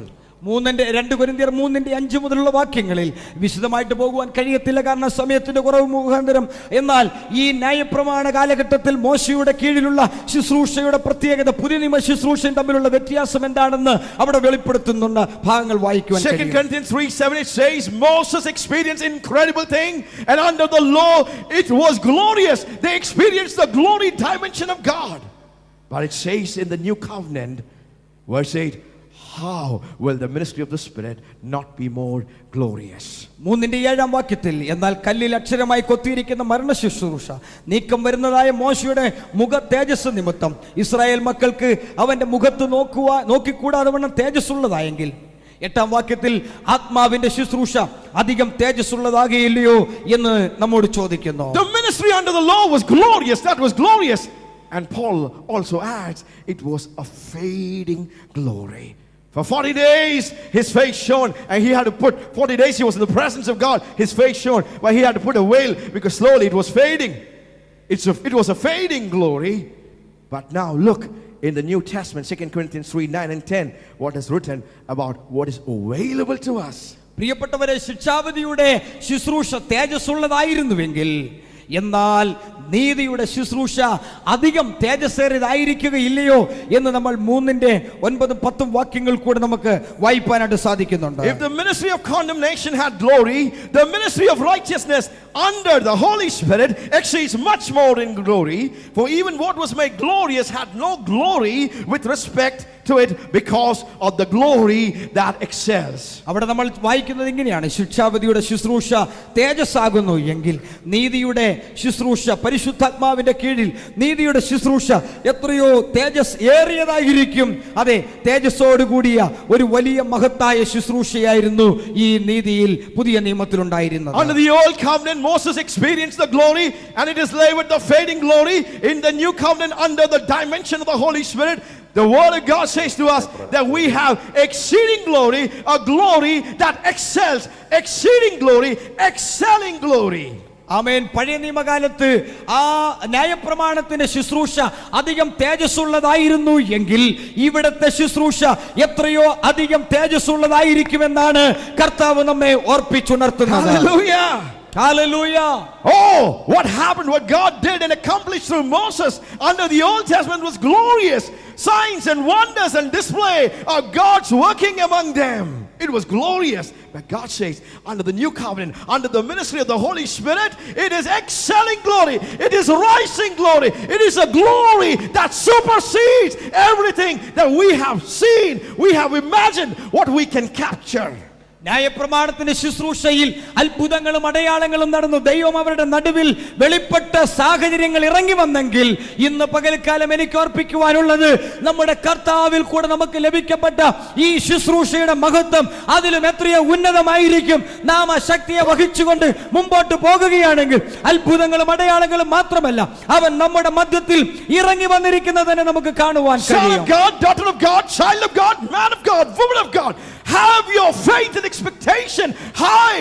God's glory wants to invade, because that's the atmosphere of heaven, and God wants heaven to invade earth. His will as it is in heaven come to pass on earth. അല്ലയോ കർത്താവിന്റെ ദാസനെ, കർത്താവിന്റെ ദാസിയ ദൈവത്തിന്റെ പൈതലേ, ഇന്ന് പകൽക്കാലം എന്നെ നിങ്ങളെ കുറിച്ച് ദൈവം ആഗ്രഹിക്കുന്നതായ ഒരു നിലയിലേക്ക് നമ്മൾ എത്തിച്ചേരുവാൻ കഴിയത്തക്കവണ്ണം നാം ഇന്ന് വലിയ തേജസ്സിനെ കാംക്ഷിക്കുന്നവരായിട്ടിരിക്കുന്നുവെങ്കിൽ നിശ്ചയമായിട്ടും വാടിപ്പോയതായ ഒരു തേജസ്സല്ല ഇന്ന് നമ്മുടെ നടുവിൽ വെളിപ്പെടുന്ന ദൈവ തേജസ്സിന്റെ ആ അതിമഹത്തായിട്ടുള്ള അനുഭവങ്ങൾ നമുക്ക് ഈ ഭൂമിയിൽ വെച്ച് അനുഭവിപ്പാനിടയായി തീരും. Psalm 24 is a glory psalm. That psalm is called the glory psalm, where the glory of God is described. 24-ാം സങ്കീർത്തനത്തെ വിളിക്കുന്നത് ഒരു തേജസ്സിന്റെ അല്ലെങ്കിൽ മഹത്വത്തിന്റെ സങ്കീർത്തനം എന്നാണ്. The earth and its fullness belongs to God. അവിടെ നമ്മൾ വായിക്കുന്നത് ഭൂമിയും അതിന്റെ പൂർണ്ണതയും യഹോവയ്ക്കുള്ളതാകുന്നു. And then suddenly the psalmist says, who can ascend into the holy hill of God? അതിനുശേഷമായിട്ട് സങ്കീർത്തനക്കാരൻ ചോദിക്കുന്നു, ദൈവത്തിന്റെ വിശുദ്ധ പർവ്വതത്തിലേക്ക് ആര് പ്രവേശിക്കും? The one who has clean hands and a pure heart, and who has not bowed to idols, and who has not spoken evil from his mouth. ആമേൻ. നിർമ്മല ഹൃദയമുള്ള, തന്റെ കയ്യിൽ കളങ്കം പറ്റാതിരിക്കുന്നതായ ഒരു വ്യക്തി ഉണ്ടോ? ദുരാദായം ചിന്തിക്കാത്ത ഒരു മനുഷ്യനുണ്ടോ? അവന് ദൈവത്തിന്റെ പർവ്വതത്തിൽ കയറുവാൻ കഴിയുമെന്നാണ്. And then it says there is a generation, a Jacob generation, who have set their heart to see God. ആമേൻ. ദൈവത്തെ അന്വേഷിക്കുവാൻ വേണ്ടി ഹൃദയം മനസ്സ് വെച്ചതായ ഒരു യാക്കോബിന്റെ തലമുറയെ അതിനുശേഷം അവിടെ വെളിപ്പെടുത്തുന്നു. At Yabok, he did not let God go. He was persistent. He sought the face of God and won in that battle. എന്നാൽ ആ യാബോക്ക് കടവിൽ വെച്ച് ദൈവത്തെ പോകുവാൻ സമ്മതിക്കാതെ ആ യുദ്ധത്തിൽ അവൻ സ്വയം ജയിപ്പാനിടയായി തീർത്തക്കവണ്ണം ദൈവത്തോട് മല്ലുപിടിച്ചൊരു യാക്കോബിന്റെ തലമുറ. Hallelujah. How can we experience the glory of God? എങ്ങനെ നമുക്ക് ഈ ദൈവത്തിന്റെ മഹത്വത്തെ അതേ പ്രാപിക്കാൻ കഴിയും? This internal glory which has come by the revelation of the glorious gospel of Christ Jesus, which has transformed our inner man, whereby we know in our spirit that we are the sons of the living God. ഓരോ ദിവസവും ഞാനും നിങ്ങളും ദൈവത്തിന്റെ മക്കളാണെന്ന് പറയുന്നതായ നമ്മുടെ അകത്ത് അധിവസിക്കുന്നതായ ഒരു വലിയ തേജസ്സിന്റെ ശക്തി ഓരോ ദിവസവും നമ്മിൽ വെളിപ്പെടുവാൻ പ്രതീക്ഷിച്ചുകൊണ്ടിരിക്കുകയാണ്. And as we behold Jesus, the scripture says in 2 Corinthians 3:18, from one level of glory we are transformed into the next dimension of glory as we behold Jesus in the word, in the mirror of God. എന്നാൽ 2 Corinthians 3:18 വാക്യത്തിൽ വായിക്കുമ്പോൾ മൂടുപടം നീങ്ങിയ മുഖത്ത് കർത്താവിന്റെ തേജസ് കണ്ണാടി പോലെ പ്രതിബിംബിക്കുമ്പോൾ നാം എല്ലാവരും ആത്മാവിന്റെ ദാനമായ ആ കർത്താവിന്റെ തേജസ് പ്രാപിച്ച് അവന്റെ പ്രതിമയായി നമ്മൾ രൂപാന്തരപ്പെടും. Hallelujah. From one level of what we are experiencing to another dimension, how can we move into the glory zone, into the glory dimension, into the glory arena where God's glory fills the church, fills the churches, fills the individual, fills the man of God? It comes as we behold Jesus, who is the King of glory. Hallelujah. ഇന്ന് പകൽക്കാലം നമുക്ക് ഈ അതിമഹത്തായ തേജസ് നിറഞ്ഞതായ ഒരു ക്രിസ്തീയ അനുഭവത്തെ എങ്ങനെ നമ്മുടെ ജീവിതത്തിൽ സ്വായത്തമാക്കുവാൻ കഴിയും? നമ്മുടെ രാജാതിരാജാവും കർത്താവുമായ തേജസ്സിന്റെ കർത്താവിനെ എപ്പോൾ ദൈവസഭ കാണുവാൻ തയ്യാറാകുന്നുവോ, എപ്പോൾ കാണുവാൻ സാധിക്കുന്നുവോ, അന്ന് നമുക്ക് ഈ വലിയ മഹത്വത്തെ പ്രാപിക്കുവാൻ, ഉയർന്നു വരുന്ന ഒരു മഹത്വത്തെ പ്രാപിപ്പാൻ കഴിയും. From the dimension of faith in the word of God, we step into the dimension of anointing. But there is a higher dimension, the dimension of glory, where we open up and the church becomes a manifest place where God's glory dwells 24/7, where people take notice that God is in this place. The Moravians prayed for years, for days and nights, and the place in Moravian, where the Moravian missionaries dwelt, that place got opened up and open heavens were created in that place. ഇന്ന് പകൽക്കാലം അതേ ദൈവത്തിന്റെ വചനത്തിന്റെ തലത്തിൽ നിന്നും അഭിഷേകത്തിന്റെ തലത്തിൽ നമ്മൾ ഒരുമിച്ച് ജീവിക്കുന്ന സമയത്ത് ആ അഭിഷേകത്തിന്റെയും വചനത്തിന്റെയും ശക്തി ഒരുമിച്ച് സമ്മേളിക്കുമ്പോൾ ബെരോവക്കാർക്ക് എന്തു സംഭവിച്ചുവോ അതേ അനുഭവത്തിൽ തന്നെ അവർ വചനം പരിശോധിക്കുകയും ദിനംപ്രതി പഠിക്കുകയും ചെയ്തിട്ട് അത് അങ്ങനെ തന്നെയോ എന്ന് സ്വയം പരിശോധിച്ചുകൊണ്ട് അവർ പ്രാർത്ഥിച്ച സമയത്ത് ദൈവത്തിന്റെ തേജസ് അവരിൽ വെളിപ്പെട്ടതുപോലെ ഈ അന്ത്യനാളിൽ നമ്മിലും വെളിപ്പെടുവാൻ ദൈവം ആഗ്രഹിക്കുന്നു. We do not know whether the Moravians had the revelation of the tabernacle of David, but the leader had a revelation that the light, the fire in the altar must not be burnt out, it must always be lighted. And that began the missionary prayer movement among the Moravians, day and night, 24/7, not a single hour, not a single minute when there would not be any prayer. There would be light 24 hours in the prayer room, from where prayer would ascend, where glory and honor and worship would ascend to the most high God. ഈ ബെരിയൻസ് എന്ന് പറയുന്ന പ്രത്യേക വിഭാഗത്തിൽ അവർ ഒരിക്കൽ പോലും ആമേൻ ദാവീദ് കണ്ടതുപോലുള്ള ദൈവത്തിന്റെ മഹത്വം കണ്ടിരുന്നില്ല. അവർക്ക് അവിടെ നിരന്തരമായി കത്തിക്കൊണ്ടിരുന്നതായ യാഗപീഠത്തിലെ തീ കത്തിക്കൊണ്ടിരുന്നിരുന്നില്ല.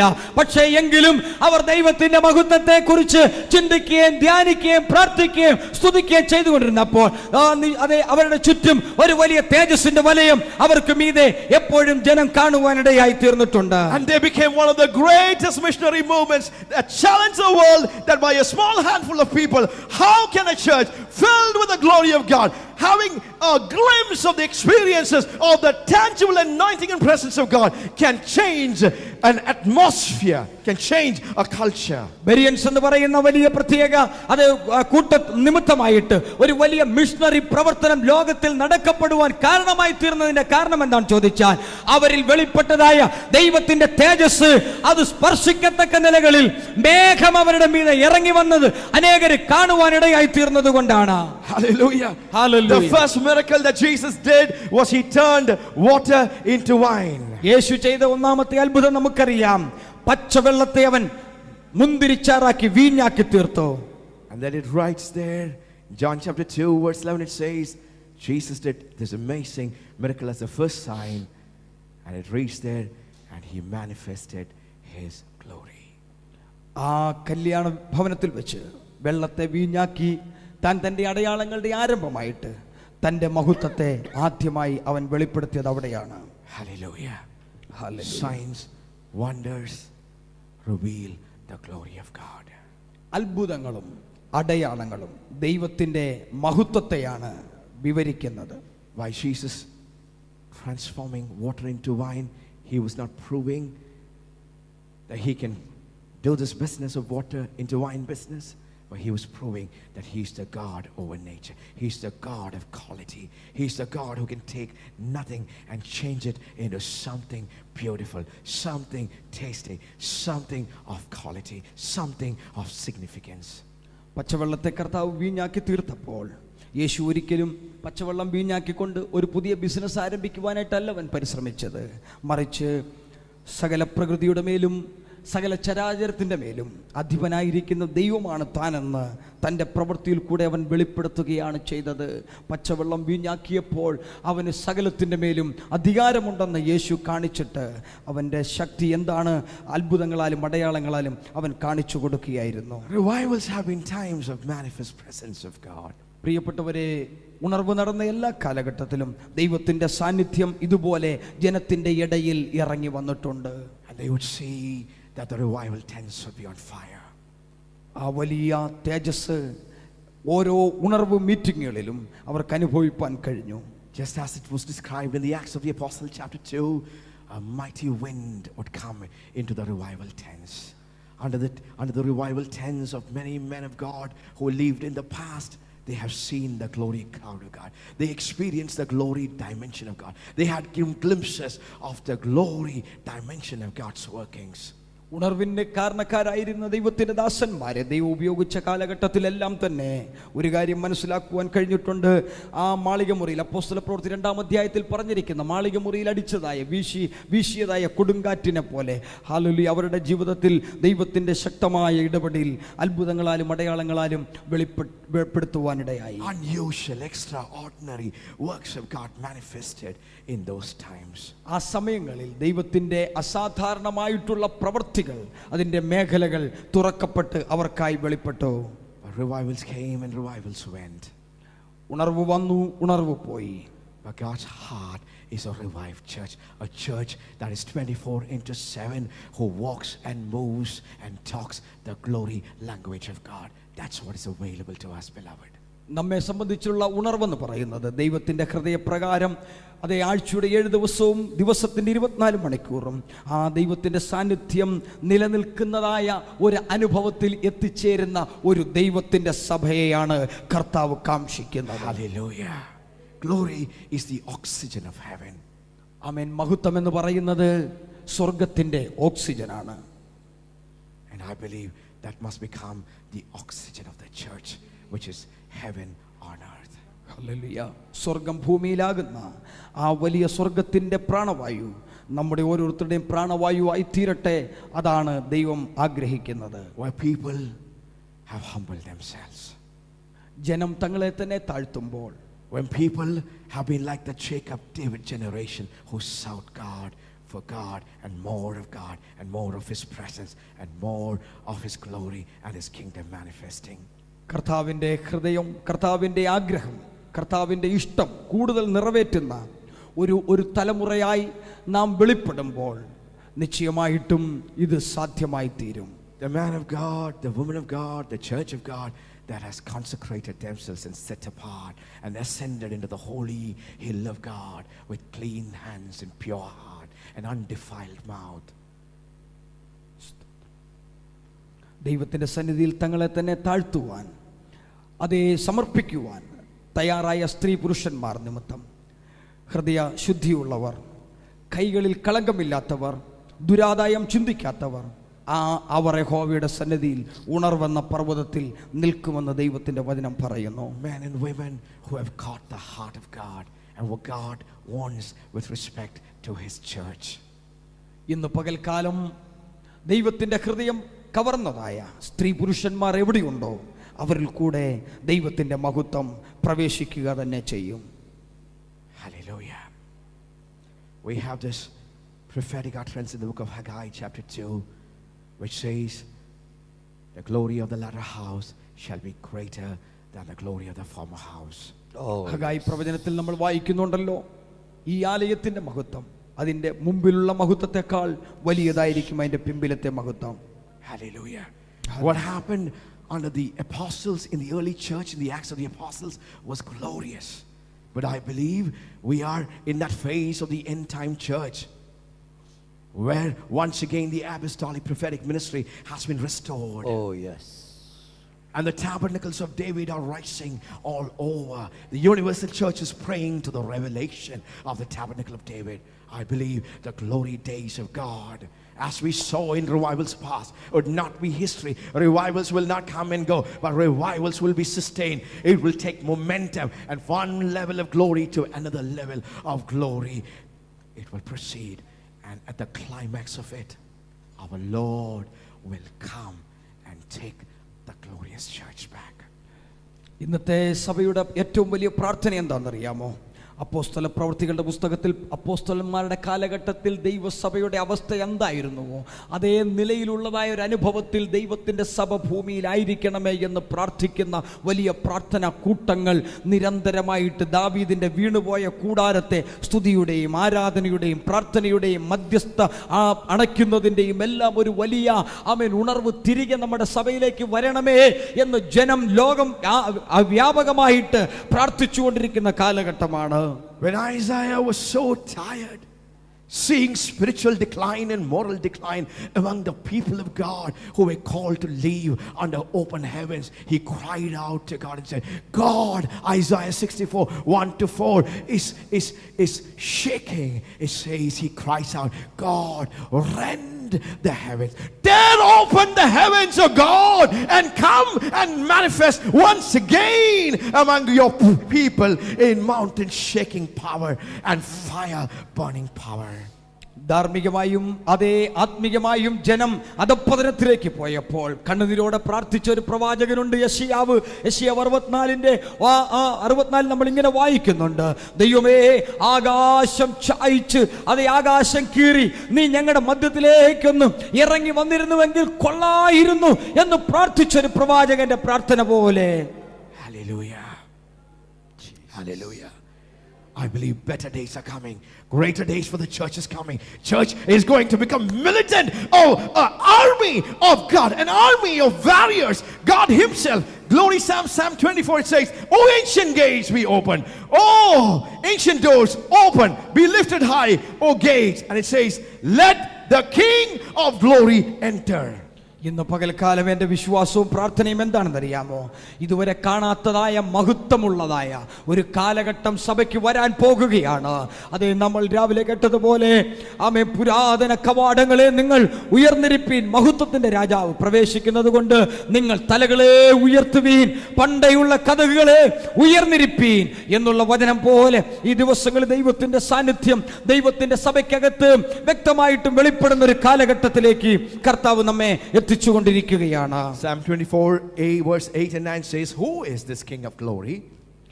ഈ അതേ രാജാവ് ആരാണ്? Who is this king to whom we must open the gates? വാതിലുകൾ തുറന്നു കൊടുക്കുവാൻ ഈ രാജാവ് ആരാണെന്ന് നമ്മൾ വായിക്കുന്നു.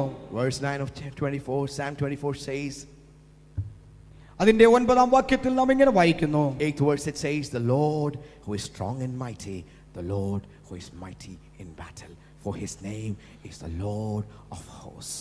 8-ാമത്തെ വാക്യത്തിൽ മഹത്വത്തിന്റെ രാജാവാർ ബലവാനും വീരനുമായ യഹോവ, യുദ്ധവീരനായ യഹോവ തന്നെ എന്ന് വായിക്കുന്നു. He is the King of glory. അവനാണ് മഹത്വത്തിന്റെ രാജാവ്. Hallelujah. He is the King of glory. അവനാണ് മഹത്വത്തിന്റെ രാജാവ്. I want to prophesy, this is glory invasion. പ്രിയപ്പെട്ടവരെ, ഇതൊരു മഹത്വപൂർണമായ രാജ്യമാകുന്നു എന്ന് ഞാൻ പ്രവചിച്ചു പറയാം. Church will become the glory zone of God. ആമേൻ. ദൈവത്തിന്റെ രാജ്യത്തിൽ നിന്ന് മഹത്വപൂർണമായ തന്റെ പുത്രന്മാർ എഴുന്നേറ്റ് വരും. The church from the early church will not degrade and disintegrate, even though it has happened in the history. It will rise up in glory. ഒരു പ്രാവശ്യം കൂടെ ദൈവത്തിന്റെ സഭ ക്രിസ്തുവിന്റെ മഹത്വത്തിൽ ഉയർന്നു വരും. അത് താഴുകയില്ല, അത് ഉയർന്നു വരും. Like Moses, who had to put a veil, the church of God will not have to put a veil. They can stand up and lift their heads high because it is excelling glory. It is exceeding glory under the ministry of the Holy Spirit. മുഖത്തെ മൂടുന്നതായ ഒരു തേജസ്സല്ല, മോശയുടെ തേജസ് പോലെ തേജസ്സല്ല. ആമേ, തല ഉയർത്തുന്ന മഹത്വം ഉയർത്തുന്ന ഒരു തേജസ്സിന്റെ വാക്താക്കളാക്കി ദൈവം നമ്മളെ മാറ്റുവാൻ പോകുകയാണ്. Don't be surprised if lightnings and thunderings and flashes of light comes into this hall and God manifesting as thick cloud in glory and in signs and wonders in this place. ഇന്ന് പകൽക്കാലം ഞാൻ ഒരു കാര്യം പറയട്ടെ. ദൈവസഭയെ ഇതിന്റെ നടുവിൽ ഒരുപക്ഷെങ്കിൽ ഇടിനാദവും മിന്നലും മേഘവും കൂരിരുട്ടും പുകച്ചുരുളുകളും ഉയർന്നു വന്നാൽ പോലും നമ്മൾ സംശയിക്കേണ്ട, അത് ദൈവത്തിന്റെ മഹത്വം ഇറങ്ങി വരുന്ന കാലഘട്ടമാകിയാൽ എന്തും സംഭവിക്കാൻ കഴിയുന്ന ഒരു സമയമാണ്. I will prophesy to the Church of India, get ready. Heaven will invade your churches if you will catch a revelation of the glory days of God. God. ഈ കാലഘട്ടങ്ങളിൽ ഭാരതത്തിലെ ദൈവസഭകൾ ഒരിക്കൽ കൂടെ കർത്താവിന്റെ വലിയ അതിമഹത്വത്തെ പ്രാപിക്കുവാൻ നമ്മൾ തയ്യാറാകുന്നുവെങ്കിൽ ഇതിനകത്തൂടെ ദൈവത്തിന്റെ അത്ഭുതങ്ങളും അടയാളങ്ങളും വെളിപ്പെട്ട് ഒരിക്കൽ കൂടെ തന്റെ മഹത്വത്തെ അവൻ വെളിപ്പെടുത്താൻ വരുന്നു. It is atmospheric change, atmospheric transformation, atmospheric revival that God would cause in these days.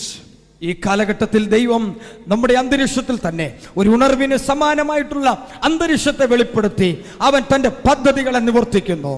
With difficulty we get people healed, but under the glory cloud, mass healings and mass miracles would be the norm. That would be the way the church of Jesus Christ would advance God's kingdom. ആരെങ്കിലും എവിടെയെങ്കിലുമൊക്കെ ഇന്ന് അതേ സൗഖ്യമാകുന്നെങ്കിൽ എത്രയോ വിഷമത്താണ് ആ ചിലര് സൗഖ്യം പ്രാപിക്കുന്നത്. പക്ഷേ ഈ വലിയ മഹത്വത്തിന്റെ കാലം വരുമ്പോൾ ആരും ഒന്നും ചെയ്യണ്ട, ജനലക്ഷങ്ങൾ ഒരുമിച്ച് സൗഖ്യം വരുന്ന കാലങ്ങൾ വരാൻ പോകുകയാണ്. Under the ministry of Oral Roberts, under the ministry of Kenneth Hagin, under the ministry of many men of God, Allen and many men of God, under Smith Wigglesworth, Catherine Kuhlman, you name those stalwarts of faith who rose from their ordinary position to take hold of God. They saw the glory dimension in a glimpse, in a measure, but they all prophesied. Amen. They all prophesied. Days are coming. Days are coming. Those who touch the glory dimension of God prophesied. Days are coming. Catherine, who would see multitudes of people healed, would say, oh, I see days coming. Yes, Lord. Days coming. Yes. When what I could not accomplish, God would accomplish to the church. Hallelujah. ഇന്ന് പകൽക്കാലം ഞാൻ പറയട്ടെ, കഴിഞ്ഞകാല ഭക്തന്മാർ 20-ാം നൂറ്റാണ്ടിന്റെ ആരംഭ ദശകളിൽ കർത്താവിനാൽ ശക്തിയോട് ഉപയോഗിക്കപ്പെട്ടതായ അനേക ഭക്തന്മാർ, സ്മിത്ത് വിഗിൾസ്വർത്ത്, കാതറിൻ കുൾമാൻ, ഓറൽ റോബർട്ട്സ് തുടങ്ങിയ കർത്തൃദാസന്മാർ, കെന്നത്ത് ഹാഗിൻ, ഇവരെല്ലാവരും പ്രവചിച്ച ഒരു കാര്യമുണ്ട്. എന്താണെന്നറിയാമോ? ഞങ്ങളുടെ കാലഘട്ടമല്ല, ഇതിനേക്കാളും മഹത്തായ കാലഘട്ടം വരാൻ പോകുന്നതേ ഉള്ളൂ. ഞങ്ങൾ കണ്ടതൊന്നുമല്ല, ഈ മഹത്വത്തിന്റെ തേജസ് മഹിമയുടെ ഏറ്റവും അത്യന്ത ധനം ഞങ്ങൾ ഇനിയും കാണാനിരിക്കുന്നതേയുള്ളൂ എന്നവർ പ്രവചിച്ചു. Hallelujah. William Seymour, I believe everyone in this room knows the greatest revival the church has experienced after the apostolic times was under this man, a black American, a one-eyed Pentecostal preacher who hid the revelation of God in his heart. William Seymour, who hid the revelation of God in his heart. Praise God. അതേ William Seymour എന്ന് പറയുന്ന ഒരു കറുത്തവർഗക്കാരനായ ഒറ്റക്കണ്ണനായിരിക്കുന്ന അമേരിക്കക്കാരൻ തന്റെ ജീവിതത്തിൽ ഒരു വലിയ ഉണർവ് കാണുവാനിടയായി തീർന്ന് നമ്മൾ വായിച്ചിട്ടുണ്ടല്ലോ. Who are the people who would open up the glory dimension for others? മറ്റുള്ളവർക്ക് വേണ്ടി ഈ വലിയ ദൈവത്തിന്റെ തേജസ്സിന്റെ മഹത്വത്തെ തുറന്നു വെച്ചു കൊടുത്തവർ ആരൊക്കെയാണ്? Men like Seymour, even though due to racism they had to be outside, they could not sit inside the class where the word of God was being taught. Outside, sitting there, he, like Mary, opened the womb and received the word of God as a revelation. Who walked out in Los Angeles, and the world's greatest revival, which touched the world, touched the nations, broke out from a one-eyed black American preacher. അതേ പ്രിയപ്പെട്ടവരെ, 1906 loss ആഞ്ചലസിൽ നടന്നതായ വലിയ ഉണർവിന് കാരണമായി തീർന്നത് ജാതീയതയുടെ പേരിൽ അവൻ ഒരിക്കലും സഭയ്ക്കകത്ത് വരുവാൻ ഒരിക്കലും കഴിയുമായിരുന്നില്ല. പക്ഷെങ്കിൽ ദൈവസഭയുടെ പുറത്തിരുന്നു കൊണ്ട് അവൻ ദൈവത്തിന്റെ വചനത്തെ പ്രാപിച്ച് അവന്റെ ഉള്ളിൽ കത്തിയതായ വീണതായ ദൈവവചനത്തിന്റെ വിത്തുകൾ എല്ലാം നിമിത്തമായിട്ട് ആ മനുഷ്യനിൽ പ്രാർത്ഥിക്കുവാൻ ആരംഭിച്ചു. അവരിൽ കൂടെ ദൈവം ലോസ് ആഞ്ചലസിനെ ഉണർത്തിയ ലോകവ്യാപകമായ ഒരു ഉണർവിന് കാരണക്കാരനാക്കി ഈ സെയ്മോറിനെ മാറ്റുകയുണ്ടായി. And somewhere in the end of his ministry he prophesied 100 years, 1906 to 1909 was Azusa Street revival, but after that time he prophesied by the Spirit of God 100 years afterwards, once again God will shake the world, shake the nations, and people are going to experience Amen. a greater outpouring of God's Holy Spirit. അന്ന് Seymour പ്രവചിച്ചൊരു കാര്യമുണ്ട്. അസൂസ സ്ട്രീറ്റിൽ നടന്നതായ ഉണർവിനെ കുറിച്ചല്ല, മറിച്ച് 100 കൊല്ലത്തിന് ശേഷം ഇതുവരെ കണ്ടിട്ടില്ലാത്ത, loss ആഞ്ചലസിൽ നടന്നിട്ടില്ലാത്ത, അസൂസ സ്ട്രീറ്റിൽ നടന്നിട്ടില്ലാത്ത വലിയ ഉണർവ് ലോകവ്യാപകമായി വെളിപ്പെടുമെന്ന് അന്ന് ഈ കറുത്തവർഗക്കാരനായ സെയ്മോർ പ്രവചിച്ചു പറഞ്ഞതാണ്. I believe this Rising Glory Conference God has ordained. It is a prophetic conference, and the prophetic word of God is being released. Get ready, Church of India, for the glory dimension of God. Don't be surprised if in your churches, if under your ministry, heavens opens up and shows up by pouring out gemstones, by pouring out gold dust, by pouring out manna from heaven, by pouring out killed feathers. Don't be surprised, because the glory zone is being rent open by God. അതെ പ്രിയപ്പെട്ടവരെ, ഇന്ന് പകൽക്കാലം ഞാനൊരു കാര്യം പറയട്ടെ. ഇന്ന് ഈ rising glory കോൺഫറൻസിൽ പ്രോഫറ്റിക് കോൺഫറൻസിൽ അറ്റൻഡ് ചെയ്യുന്ന നിങ്ങളോട് എനിക്ക് പറയുവാൻ കഴിയും, ഒരു പക്ഷെങ്കിൽ നിങ്ങൾ ഇവിടെ ഇരിക്കുന്ന നിങ്ങളുടെ ആരുടെയെങ്കിലും ശുശ്രൂഷയിൽ ഇതുപോലെ സെയ്മോർ പ്രവചിച്ചതായ ആ പ്രവചനത്തിന്റെ നിവർത്തീകരണത്തിനായി ഒരു വലിയ ഉണർവ് സംഭവിച്ചാൽ ഒട്ടും അതിശയോക്തി വിചാരിക്കേണ്ട കാര്യമില്ല. കാരണം അത് എവിടെയും എങ്ങനെയും സംഭവിക്കാം. ഇന്ന് പകൽക്കാലം ഭാരതത്തിലെ സഭകളെ ഉണർവിനായിട്ട് ഒരുങ്ങുക. ഇന്ന് പകൽക്കാലം നമ്മെ തന്നെ ആ ശക്തിക്ക് വേണ്ടി ഒന്ന് സമർപ്പിച്ചു കൊടുക്കുന്ന ദിവസങ്ങൾ ആയിരിക്കട്ടെ. These signs from heaven are not for us to run after signs, but these signs are indicators. A sign is a signboard. It's like a signboard. It's an indicator. It points to something great and glorious. When God pours out these things into a people, a community of people, when a thick cloud passes among them, when they are in worship, when they are in heart-rending conviction and humble themselves, God manifests to show them. Oh, hallelujah. I am a God who walks in between the churches. Hallelujah. I am the one who holds the lampstands. The church is mine. I will cleanse it. I will wash it. I will purify it, so that I will make my church the church of God's great glory. Praise God. കഴിഞ്ഞ കാലത്തിലെ ഉണർവുകളെല്ലാം തന്നെ ഒരു ചൂണ്ടുപലകയായിട്ടാണ് വെളിപ്പെടുവാനിരിക്കുന്ന വലിയ ഉണർവിൻ്റെ ചൂണ്ടുപലകകളായിട്ട് നമ്മെ ചൂണ്ടിക്കാണിച്ചു കൊണ്ടിരുന്നുവെങ്കിൽ ഇന്ന് പകൽക്കാലം ദൈവസന്നിധിയിൽ സ്വയം സമർപ്പിച്ച് പ്രാർത്ഥിക്കുന്ന ഒരു ഭക്തനുണ്ടെങ്കിൽ, ഭക്തയുണ്ടെങ്കിൽ, അവരിൽ കൂടെ ദൈവത്തിൻ്റെ ഈ അതിമഹത്തായ തേജസ്സിനെ വെളിപ്പെടുത്തുവാൻ ദൈവം എല്ലാ കാലത്തും ഒരുക്കത്തോടിരിക്കുകയാണ്. ഇന്ന് നമ്മളൊന്ന് തയ്യാറാകാമെങ്കിൽ നിശ്ചയമായിട്ടും ദൈവം ആ ഉണർവിനെ നമ്മുടെ കാലഘട്ടത്തിൽ തന്നെ അത് കൊണ്ടുവരുവാൻ അവൻ മതിയായവനാണ്. Hallelujah. A small one, a little one can bring 1,000, and a small one, a nation. That's the prophecy to Israel, and I believe we could apply it to ourselves. Hallelujah. ചെറിയവൻ 1000 പേരെ ഓടിക്കും. ആമേൻ. നിങ്ങളിൽ 2 പേർ 10,000 പേരെ ഓടിക്കുന്ന കാലഘട്ടം. ആമേൻ. ദൈവത്തിൻ്റെ വചനത്തിൻ്റെ പ്രവചന നിവർത്തി ഇവിടെ അക്ഷരാർത്ഥത്തിൽ സംഭവിക്കത്തക്കവണ്ണം ഒരു ചെറിയവൻ എഴുന്നേറ്റാൽ 1000 സൗഖ്യമാകുന്നത് കാണുവാൻ കഴിയും. ഹല്ലേലൂയ. അങ്ങനെ ഒരു വലിയ ഉണർവ് നമ്മിലേക്ക് വരാൻ പോകുകയാണ്. Glory. In the glory of God, everything accelerates, everything matures. It's a greenhouse effect. You bring something into the greenhouse, everything matures. That's why the book of Amos chapter 9, when the tabernacle of David is lifted up, the plowman will overtake the reaper. It's times of multiplication. It's times of acceleration. It's times of doubling. It's times when the momentum of God overtakes the churches. ഇന്ന് അതേ പ്രവൃത്തികളുടെ പുസ്തകം 15-ാം അധ്യായത്തിൽ നമ്മൾ വായിച്ചതുപോലെ ഈ കാലഘട്ടം എന്ന് പറയുന്നത് വലിയ ഒരു ഉണർവിൻ്റെ പ്രവചന നിവൃത്തിയുടെ കാലഘട്ടമാണ്. നിശ്ചയമായിട്ടും ദാവീദിൻ്റെ വീണുപോയ കൂടാരത്തെ കർത്താവ് ഒരിക്കൽ കൂടെ നിവർത്തിക്കൊണ്ട് അതിനെ പണിതുകൊണ്ട് തൻ്റെ അതിമഹത്തായ അതേ തേജസ്സിനെ വെളിപ്പെടുത്തുവാൻ ആഗ്രഹിക്കുമ്പോൾ ഇന്ന് പകൽക്കാലം നമ്മിൽ എത്ര പേര് അതിനുവേണ്ടി തയ്യാറായി ദൈവത്തിൻ്റെ സന്നിധിയിൽ നിൽക്കുന്നുണ്ട്? Hallelujah. Shall we just begin to stand up? ഒരു നിമിഷം നമുക്കെല്ലാവർക്കും ദൈവത്തിൻ്റെ സന്നിധിയിൽ എഴുന്നേറ്റ് നിൽക്കാം. We have heard about God's glory. we've heard about the glory dimension of God. ആമേൻ. ദൈവത്തിന്റെ തേജസ്സിന്റെ വിവിധ ഖനങ്ങളെക്കുറിച്ച് നമുക്ക് കാണുവാൻ കേൾക്കുവാൻ കഴിഞ്ഞല്ലോ. We are in a place and in a time frame of history where we are moving into rising levels of God's glory. ദൈവത്തിന്റെ അതേ ഉണർത്തപ്പെട്ടതായ തേജസ്സിന്റെ ഒരു പ്രത്യേക മേഖലയിലാണ്, സമയത്താണ് ഇന്ന് പകൽക്കാലം നമ്മൾ നിൽക്കുന്നത്. Hallelujah. Thank you, Jesus. Heaven wants to manifest itself. സ്വർഗം ഒരിക്കൽ കൂടെ തന്നെ വെളിപ്പെടുത്തുവാൻ ആഗ്രഹിക്കുന്നു. Are we ready? അതിനായി ഇന്ന് പകൽക്കാലം നമ്മൾ ഒരുങ്ങിയിട്ടുണ്ടോ? Are we willing to pay the cost for the glory days of God?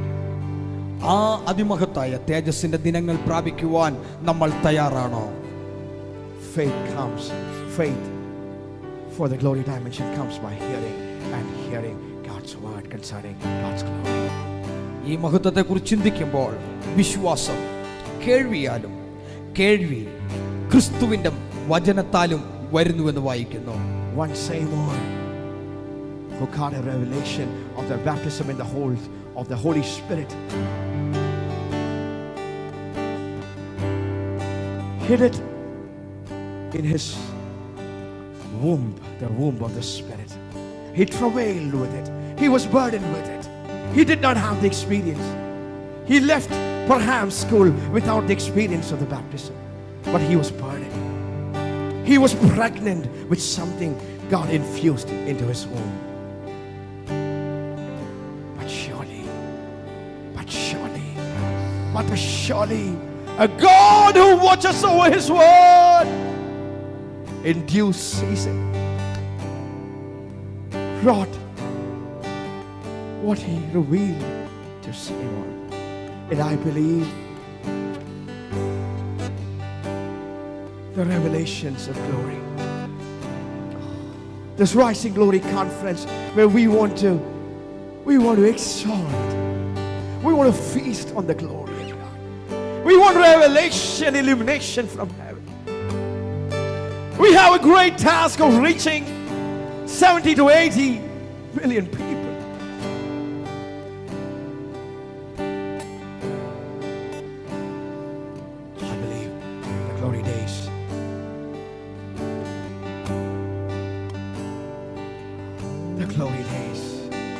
The glory days of God.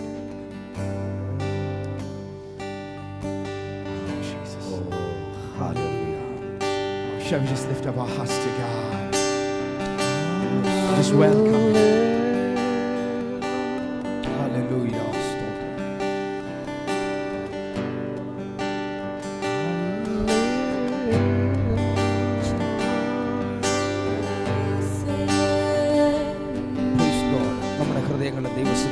Oh, yes. Lord, invade us with your glory. Invade us with the glory realm of yours, O God. Amen. We have seen the dimension of faith and the dimension of anointing. But we now ask you for the glory realm of God to invade us and our churches, where no one will be feeble, no one will be weak. No one will be without strength, but everyone a soldier, an army under the Lord of hosts. Hallelujah. ഇന്ന് പകൽക്കാലം സൈന്യങ്ങളുടെ യഹോവയുടെ മഹത്വം വെളിപ്പെട്ടു വരുമ്പോൾ ഇവിടെ ഒരു ബലഹീനനും ഉണ്ടാകുകയില്ല. ദൈവത്തിന്റെ സഭയിൽ ഒരു ദരിദ്രനും ഉണ്ടാകുകയില്ല. എല്ലാവരിലും ദൈവത്തിന്റെ മഹത്വത്തിന്റെ മഴ ഇന്ന് പകൽക്കാലം ഒന്ന് പെയ്യുന്ന അവസ്ഥയിൽ ആ മഹത്വത്തിന്റെ ചാറൽ മഴ വീഴണമേ എന്ന് നമുക്ക് പ്രാർത്ഥിച്ചുകൊണ്ട് നിൽക്കാം. Lord, open up your heavens in this place among your people. അങ്ങയുടെ ജനത്തിന്റെ മീതെ സ്വർഗം തുറന്ന് നിന്റെ മഹത്വം ഒന്ന് വെളിപ്പെടുത്തണമേ. Nathaniel, you heard a word from me and you submitted to me and you said you are Messiah, the Son of the living God.